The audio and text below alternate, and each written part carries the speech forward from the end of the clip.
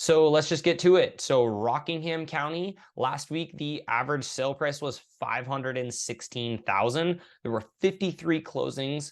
There were 78 properties that went pending and 105 properties listed. In Hillsborough County, the average sale price was 460,000.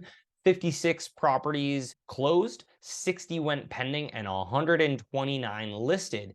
And in Merrimack County, the average sale price was 451,000. 24 closed, 23 went pending, and look at that. 52 properties came on the market. So we are in the midst of the spring market here in southern New Hampshire, and the rates don't seem to be slowing down buyers because conventional rates are at 6.55%, FHA was at 6.25, as well as VA. The spring market is definitely upon us. If you look in all three counties, the number of closings were substantially less than new listings and even pending. So what does that mean for the future market? It means that some things are being left on the market. And why is that? More than likely, they are overpriced or they're not in ready condition to be listed. Because if properties are coming on the market that are, number one, nice, number two, priced appropriately, they are flying off the shelves with multiple offers still.